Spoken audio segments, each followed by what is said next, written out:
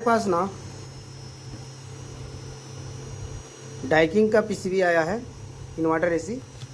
इसमें क्या होता था, फैन मोटर चालू नहीं हो रहा था। ठीक है, फैन मोटर के लिए सप्लाई इस रिले द्वारा आता है। इस रिले द्वारा ये फैन मोटर को सप्लाई नहीं दे रहा था। ओके, और कंप्रेसर चल रहा था, फिर बंद हो जाएगा कंप्रेसर। मोटर नहीं चलेगा तो कंप्रेसर तो बंद होगा ओवर हीटिंग में। ये रहा इंडोर पीसीबी, यहाँ इंडोर चल रहा है। इधर देखो मोटर भी चल रहा है और कंप्रेसर भी चल रहा है। ओके, तो यहाँ देखो, ये जो रिले दिख रहा है ना, ये जो रिले दिख रहा है, बंद कर दिए हैं, निकालो। ये जो रिले दिख रहा है, ये क्या किस लिए है? कंप्रेसर को सप्लाई देने के लिए। यहाँ से जब ये रिले चालू होगा तो यहाँ पर, ठीक है, इसमें 310 वोल्टेज बनेगा इस कैपेसिटर में, तब जाके यहाँ आईपीएम में 310 वोल्टेज पहुँचेगा। तो ये रिले चालू होगा तो ये रिले से, ये देखो ये जा रहा है ना, यहाँ इससे हो के सप्लाई जो है यहाँ ब्रिज में जाएगा।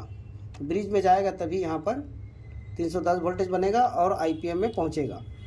तो ये इसका ऑन करने वाला, इस रिले को जो ऑन करेगा, इसका ट्रांजिस्टर यहाँ पर लगा है। देखो Q1, कौन सा ट्रांजिस्टर है?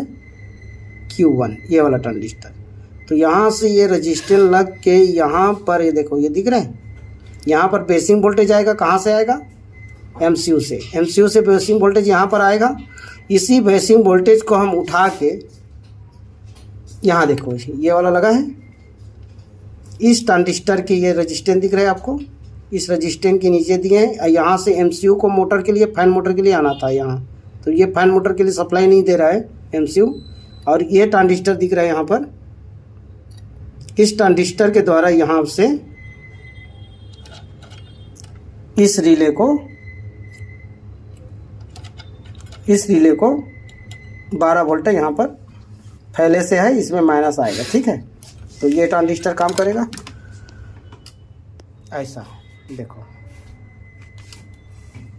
इस रिले को ऑन कराएंगे तो फैन मोटर चलेगा। इस रिले को ऑन कराने के लिए ये बेसिंग वोल्टेज आएगा, कौन सा? ये ट्रांजिस्टर से, और इस ट्रांजिस्टर में बेसिंग वोल्टेज आएगा तभी चालू होगा। तो बेसिंग वोल्टेज हमने कहाँ से उठाया? जो इस रिले को बेसिंग वोल्टेज देता है, मतलब इस ट्रांजिस्टर का बेसिंग को यहाँ से उठा के इस ट्रांजिस्टर के बेस में डाल दिए। मतलब एक ही पिन से दोनों रिले एक साथ चालू होगा।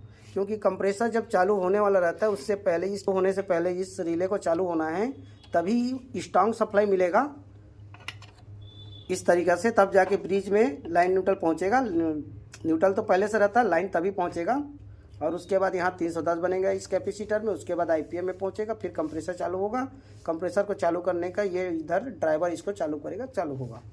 तो इसमें हमने आपको बताने की कोशिश किया है कि फैन मोटर नहीं चल रहे तो डायरेक्ट नहीं करना है, फैन मोटर की सप्लाई को डायरेक्ट नहीं करना है। इसलिए यहाँ पर इसी रिले का बाईपास करके इसको दे रहे हैं, मतलब इसका बेसिंग दोनों को जोड़ दिए।